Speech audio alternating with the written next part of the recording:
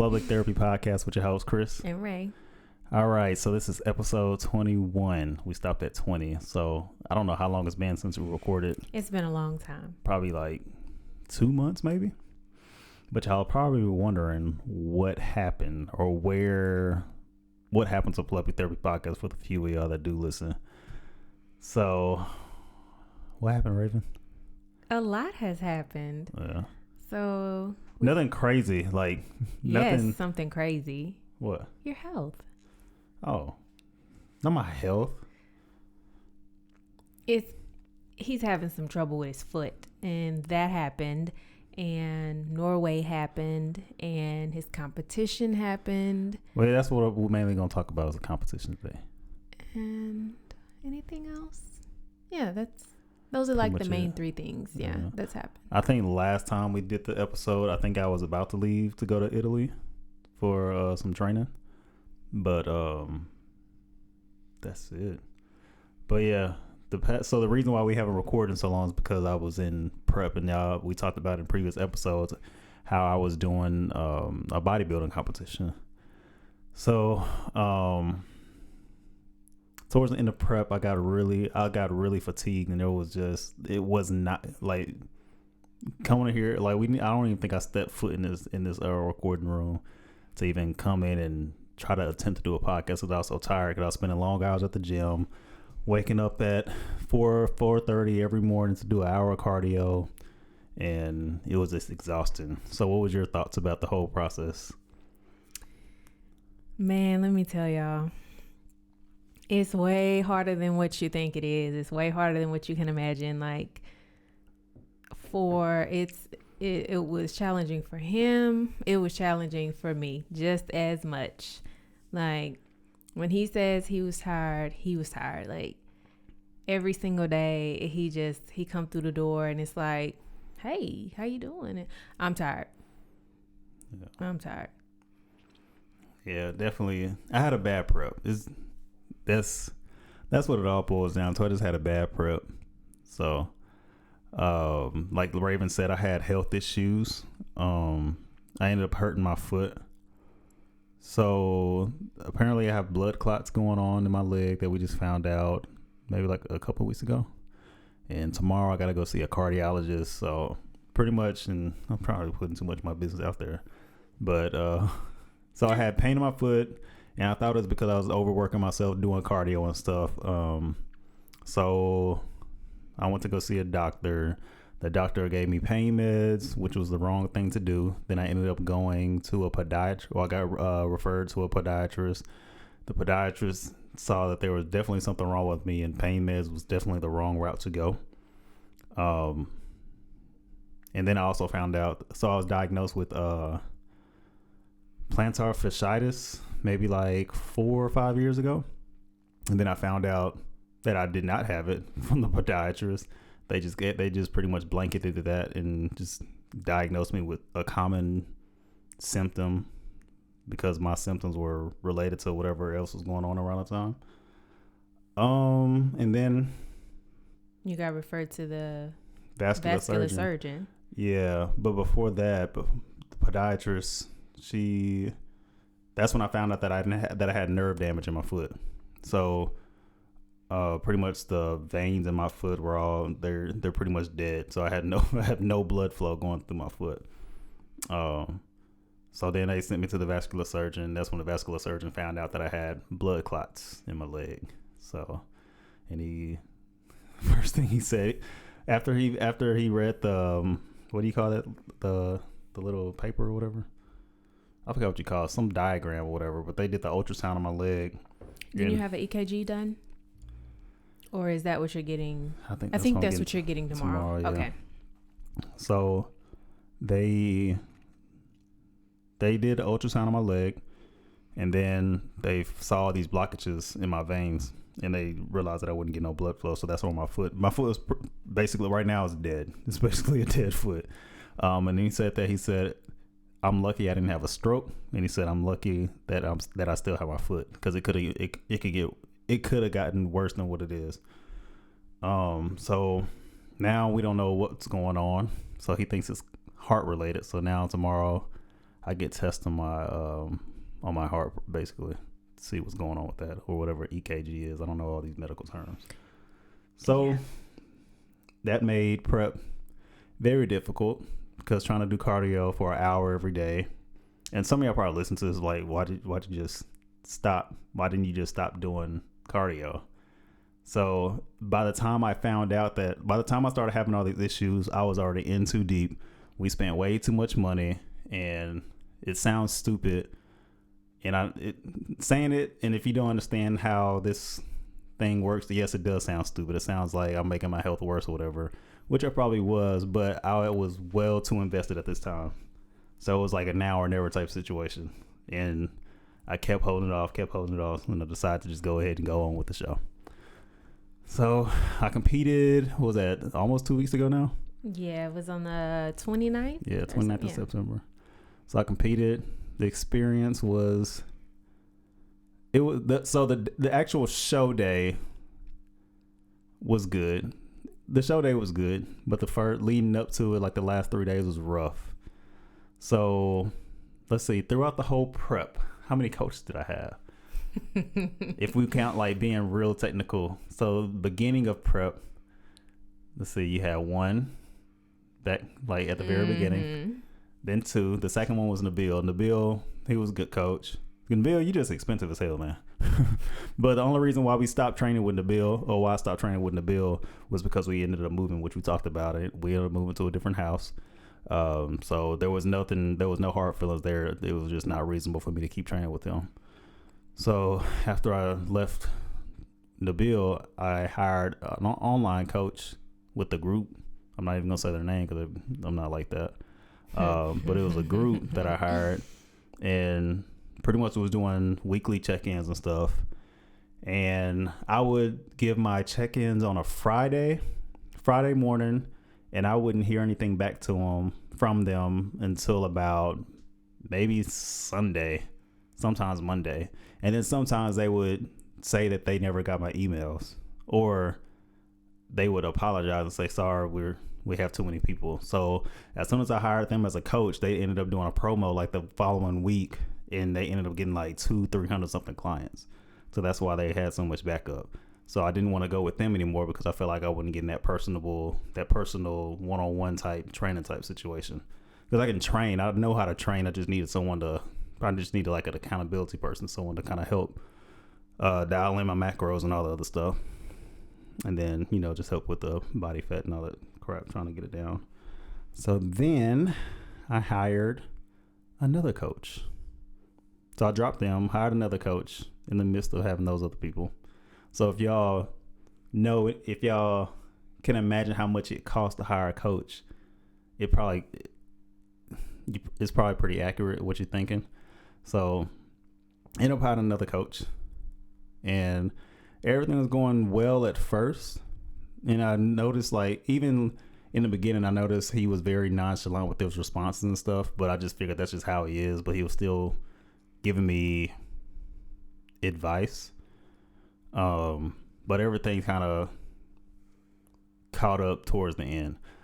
So pretty much that last week, I wasn't really getting much from him.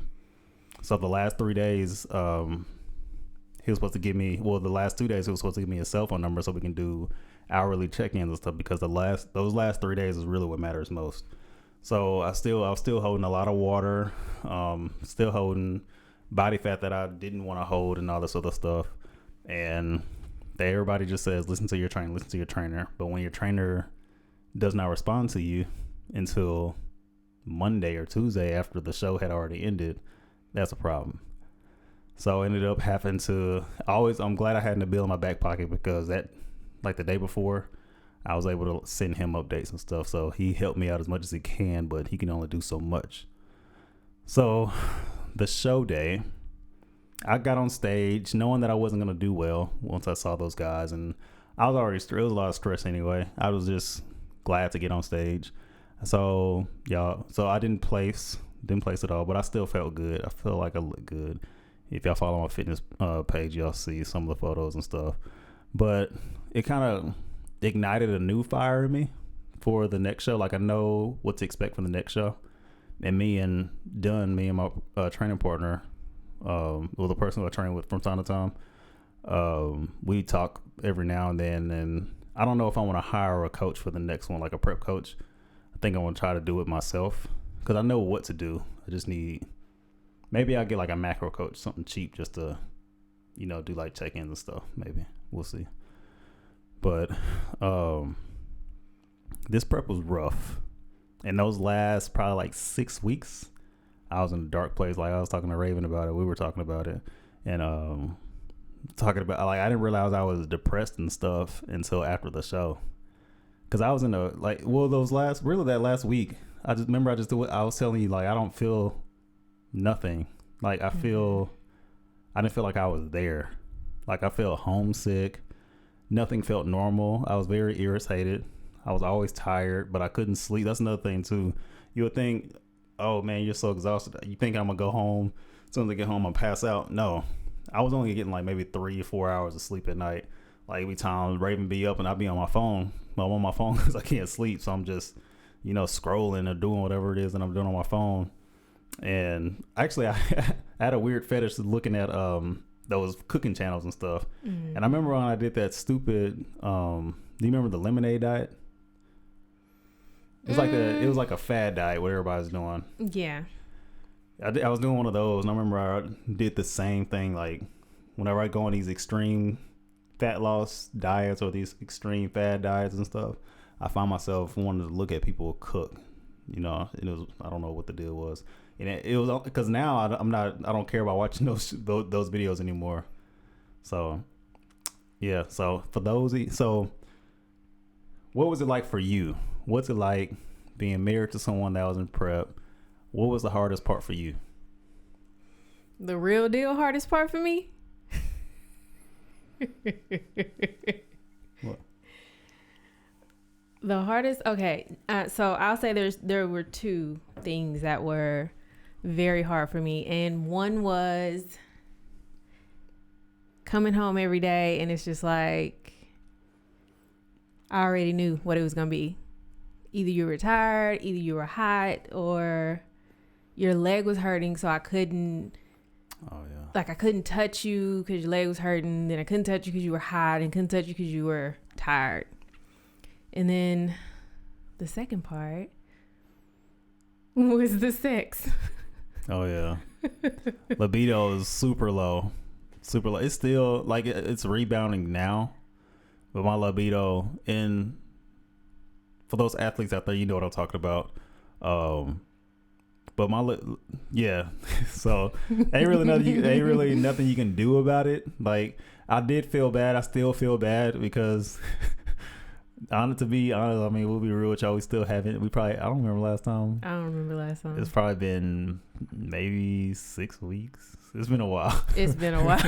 It's been a long time. Yeah, it's been a long time. But I mean, we got Milan coming up and stuff. Not to get too graphic, but we'll get back there. Just be patient with me. Just get patient. So yeah, if you've been thinking about doing a show, or someone who's been thinking about doing a show, like you really gotta ask people who have done it the real deal questions, what to expect. Like I had people tell me like, oh, he's gonna be grouchy, when he doesn't have any carbs, or he's gonna be this, he's gonna be that, he's gonna be tired, this and that. Okay, like I was like, all right, cool, I guess I can deal with, he ain't gonna want to be dealing with me at all some days, and that's fine. But then I was like, oh, no one told me that we're not gonna be having any sex. And so I was just like, that's just for some people though. Oh, okay, well, because yeah, some people are totally opposite. Some people are different. Okay, yeah. So I guess you really couldn't like warn me if everyone's different. But I don't think it was it wasn't just the prep. It was everything intertwined within the prep. The whole health issues and the whole stress of work. Work had a lot to do with it. So right now, or at the time, still right now, it's just me, and I wear so many different hats at work. So I was super busy at work. I'm in prep. You can't really complain at work about me being in prep because that's my personal time that I was doing the prep on. So that was hard, and no one's not going to sympathize with you. So yeah, towards the end, like the last 2 weeks, I had some support from my coworkers and stuff, but they saw the look on my face. I was just dead. Like I was literally on autopilot. So it was that, like my foot issues. Like I was. Yeah, he was like, I mean, even till today, like you still have a slight like limp, but it was a point where you were limping so hard. I remember one morning getting up. I think I was on my way out the door, and you were literally scooting down, like you sat down and you were scooting down the stairs. Yeah. Because your foot was in so much pain. And I was just like, I think the first sign was your feet were pale. Then you said they were numb. Yeah. Then you said they were in pain. And then your limp got worse. And then you were crawling down the stairs. I was just like, okay, what the hell is going on? Yeah.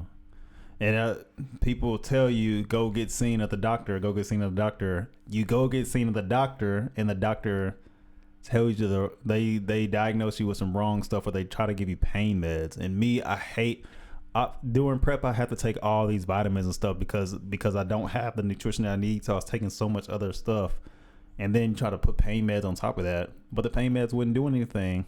It didn't help anything. It made things worse, if anything. It messed up my liver and stuff. So then it took forever for me to get referred downtown because living in the UK. So that was a headache right there. But yeah, it wasn't just me being in prep that made things worse. What's wrong? It's strong. You went like my nose. Oh, sipping. This is Black Label. Oh, okay. Yeah. I can tell you what I thought it was. What? So it seemed like there was a point in time in your prep where I felt, now in my head I may be over exaggerating, but it seemed like every other day you had a new supplement you found online or something like that. And like I said, in my head it was over exaggerated because I wasn't really keeping up, but I was just like, damn, like you're taking something new, you're taking something else new, you're taking something else new. And so when you said your foot was hurting, I'm just like, the combination of all of that together, like you just don't know what's not reacting with what. Oh yeah.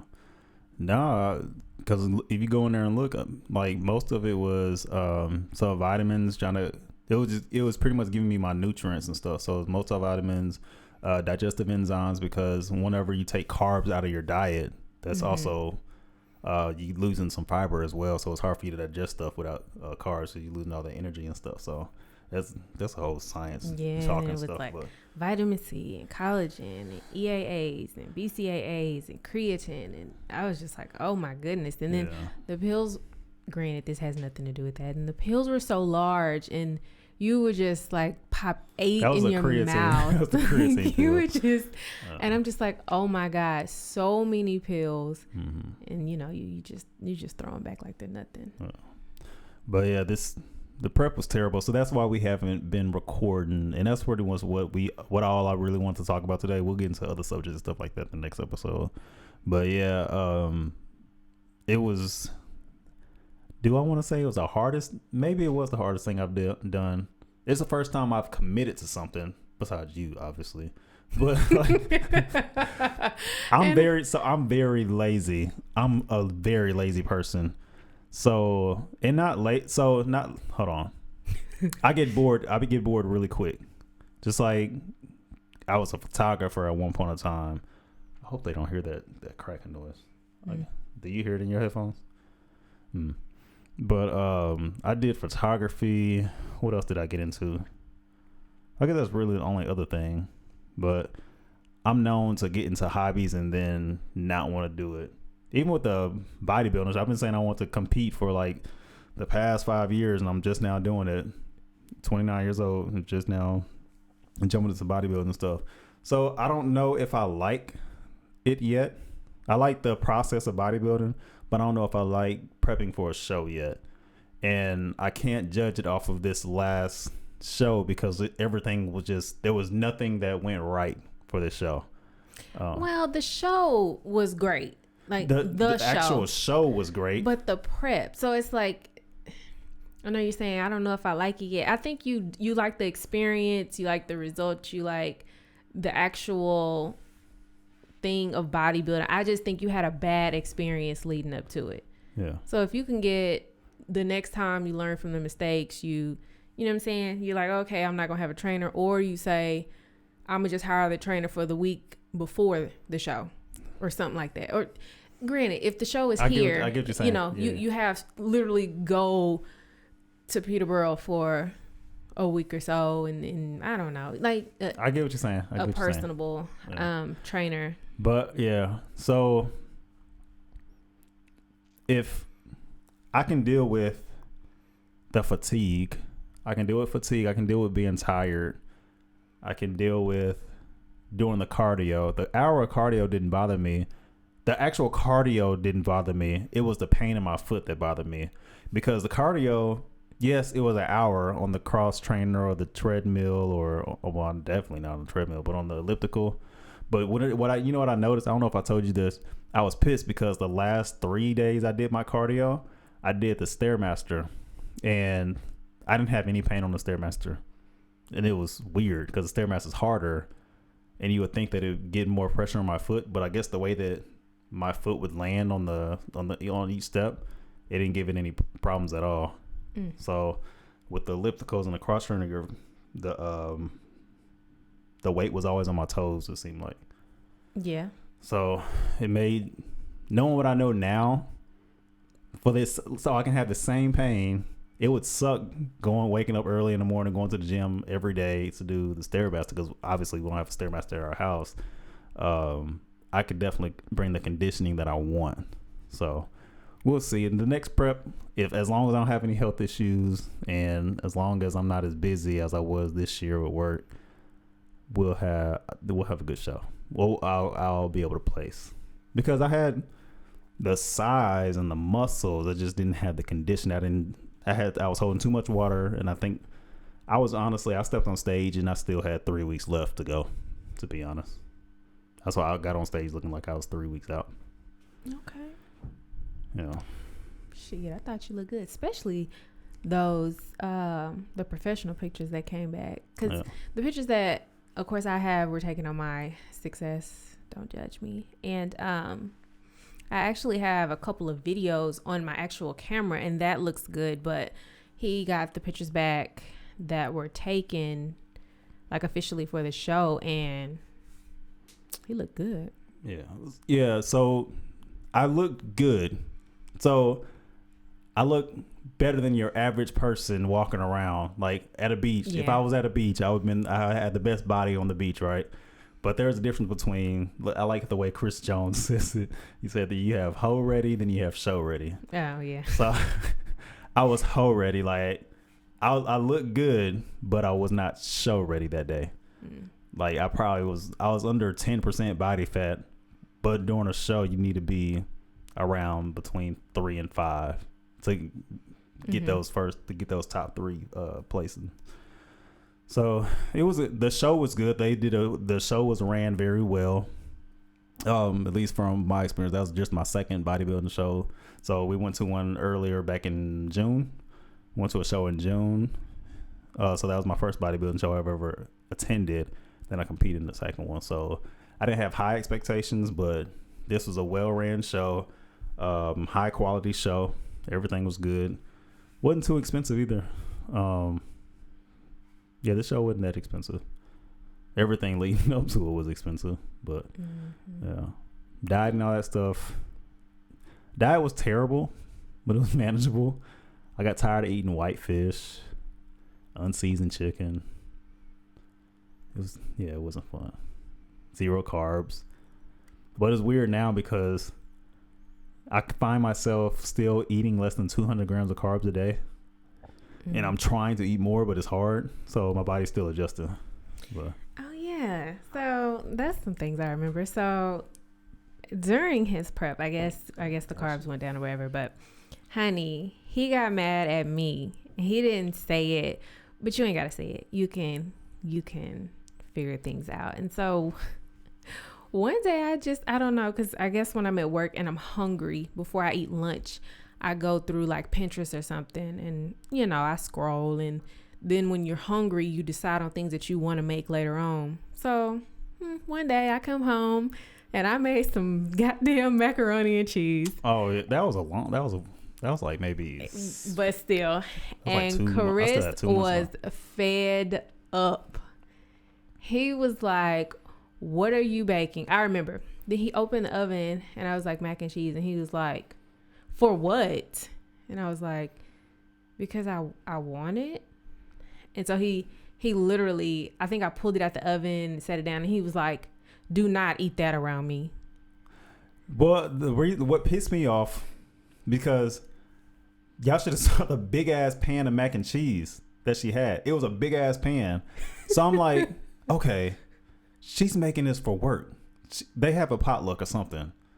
No, I wasn't mad that you made mac and cheese. I was pissed because you made that big ass pan for you. And I know how you are. You probably didn't even finish that mac and cheese. I don't even remember. I did.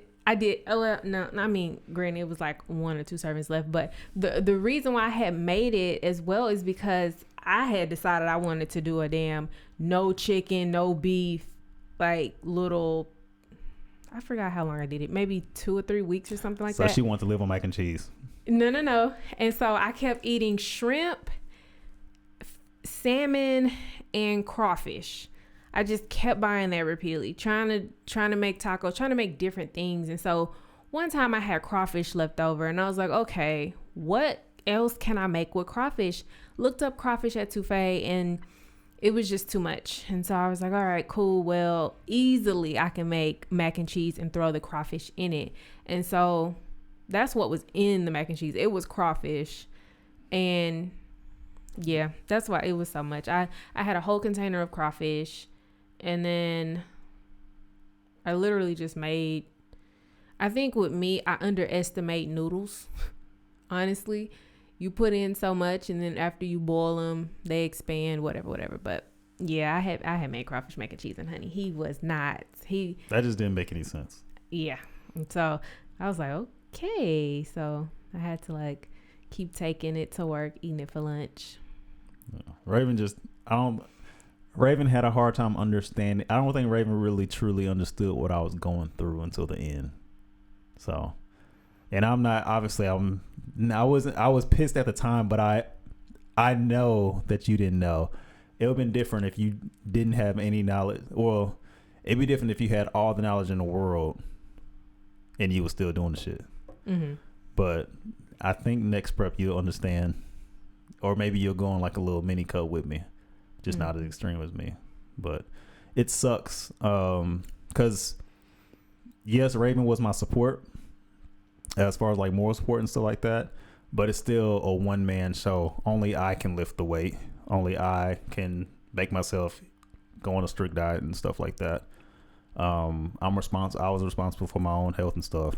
I didn't want, some people at work would be like, why don't you get your wife to cook this and that? And I'm like, I'm not going to make my wife already has to deal with my attitude. She also has to deal with me getting home because I was getting home at like 8, sometimes maybe 9 o'clock if I didn't do cardio that morning, or I'll wake up doing cardio and stuff. So I just didn't. Oh yeah, I would wake up every morning and you were not in bed, and it'd be like 4 a.m. Yeah.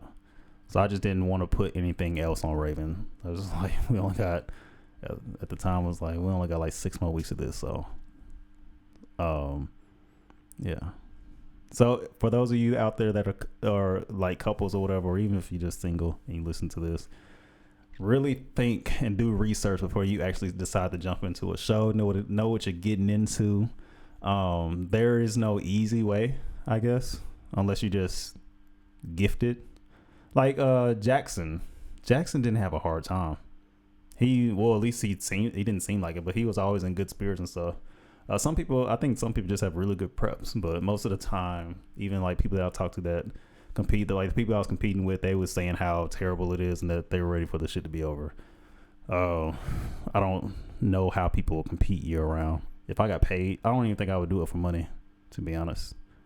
That's like when I told you I found that woman on social media who I like came across a woman that was like that competes, and then like one of her posts had a picture with her standing next to this other woman, so I decided to click the woman that was tagged and went to her profile, and like looking at her pictures, I was like, I would have never ever have guessed that she competed. And it was literally like, obviously before, like she had just had a child. So it was before the pregnancy when she had competed.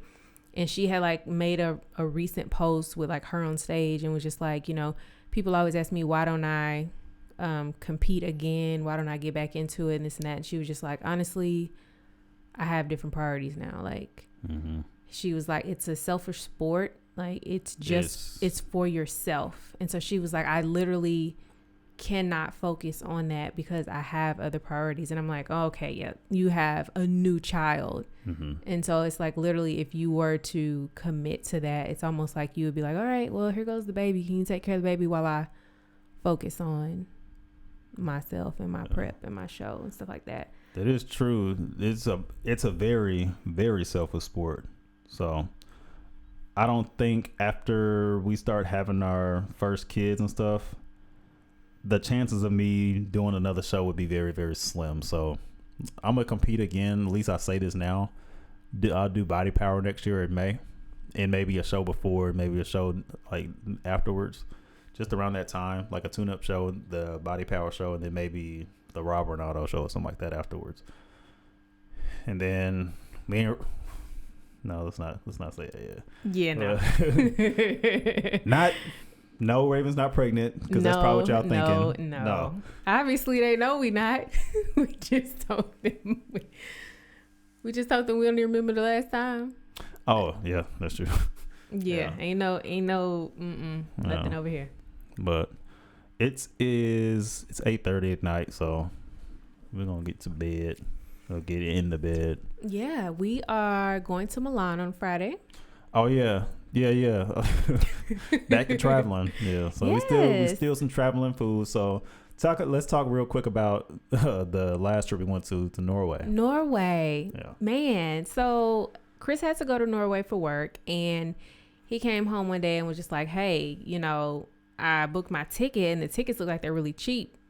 I think it came out to like $65 for the ticket. So I'm like, oh, okay, cool. Well, let me go ahead and buy me a ticket to Norway because we have no other reason to go to Norway, right? So before I left, I'm asking around. Like, I'm like, oh, yeah, you know, I'm taking off. I'm going to Norway. Have you been?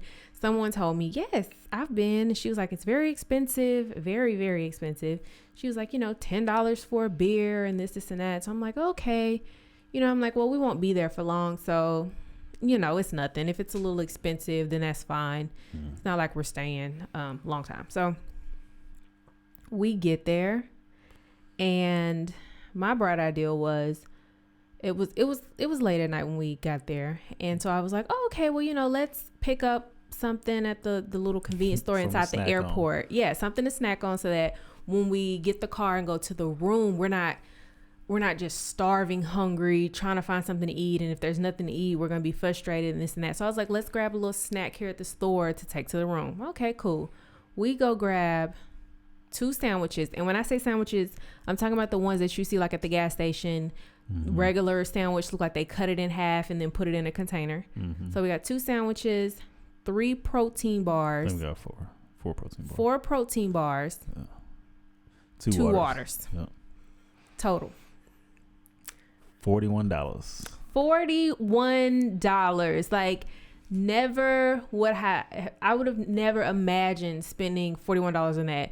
It was in their Norwegian dollar. It was 900 krone. Yeah. And it came out to $41. And I'm just like, wow, these sandwiches are like 2 pounds here in London. And honestly, when we got back to the airport here in London, I looked at those sandwiches.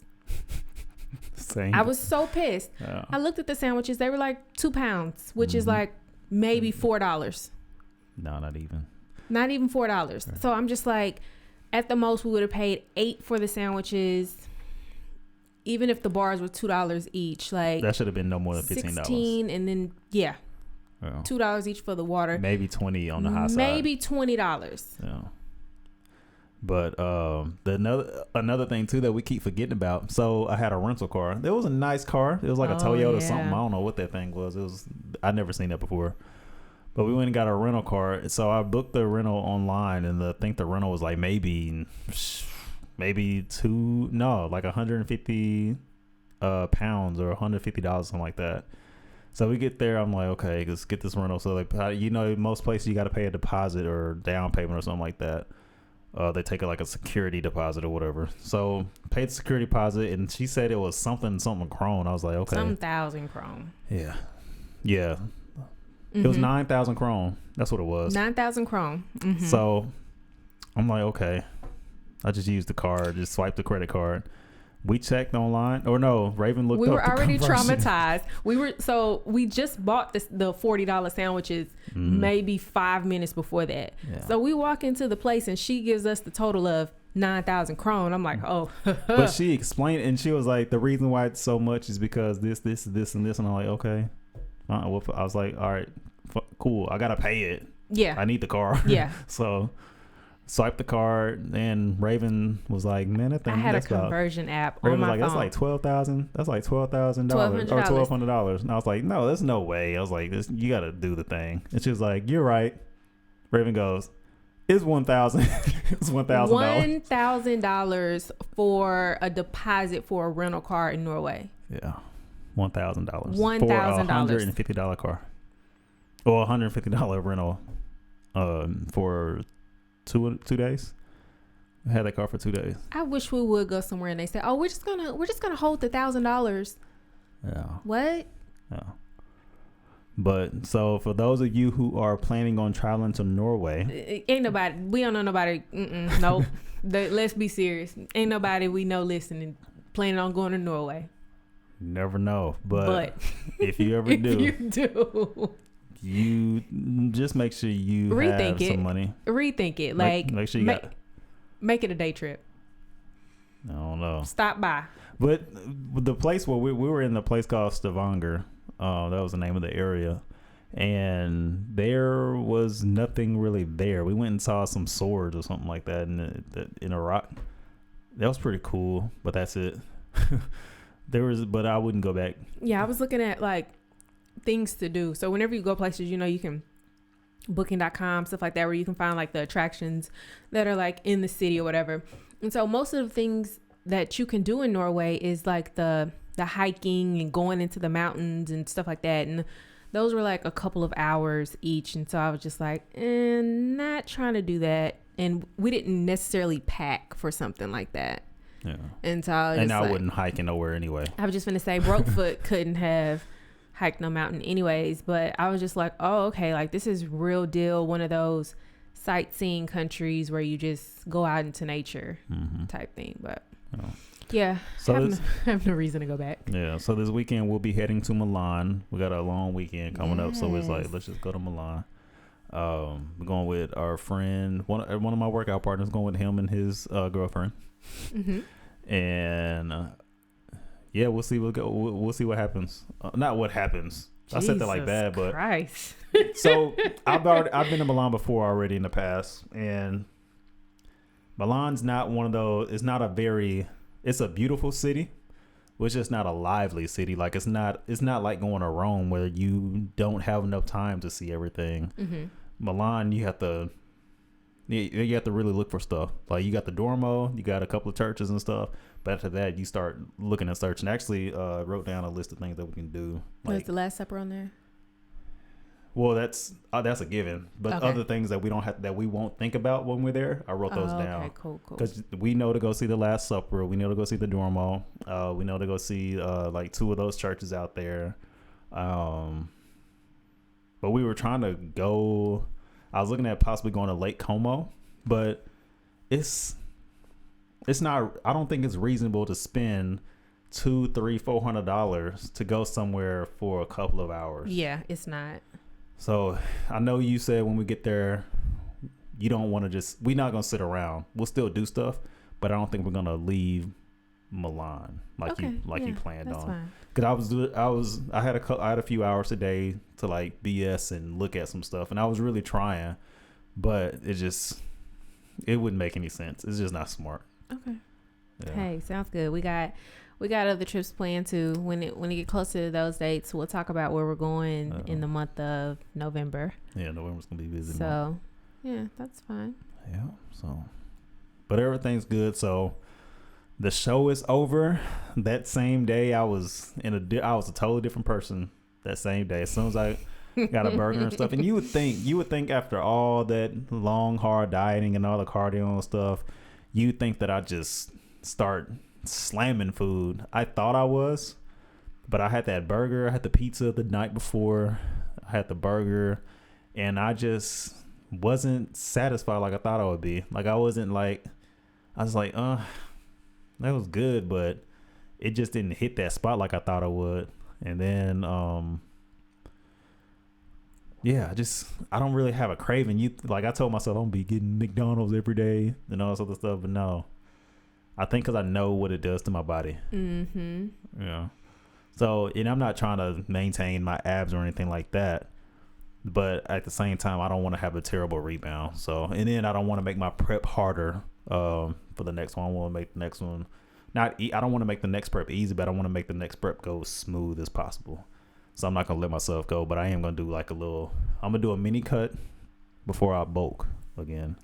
So you were discussing how one of the trainers that you had hired, they ran a special right after. Mm-hmm. And so I have really been interested in doing the Kathy and Luther 30-day transformation, right? And it's crazy because like a week or two ago, I think they like partnered with like Tamar Braxton or something like that, and they had a special. And so I was like, not gonna quite do it yet, but I know that all online businesses either have a Black Friday sale or a Cyber Monday sale. And so I was like, I'll definitely buy it then, get started to do it. And then I started thinking to myself, what if I run into the same problem? If you run a special that good, how many clients are you going to get right then? Y'all are not getting personalized plans. Y'all not getting personalized plans. I'll tell you that. Knowing what I know now, they will. Yeah. Knowing what I know now, y'all can get the same plan. Mm-hmm. They might make very little tweaks and stuff. But I guarantee you, if you and one of your friends, like one of your coworkers or whatever, was to go through that same program, I guarantee y'all get the same exact thing. Y'all get the same exact plan, same workouts, same diet plans, and knowing what I know, the same diet plan that works for me ain't gonna work for you. Mm-hmm. So these people are making money off of y'all. So I wouldn't say I'm not saying don't do it. Mm-hmm. I want you to do it just so you can get the experience and see if it works for you, because it might work for you. Mm-hmm. But yeah, I don't really have too much to say about it. Okay. Yeah. It's something that I continuously think about, and I almost bought it 2 weeks ago. It went from like $315 to like $265 or something like that. So I was like, oh, okay, because I just wasn't prepared to pay. How many weeks is it? I think it was 90 days. How much did you say? $260, $265. I want to say the regular price is $315. What does it consist of?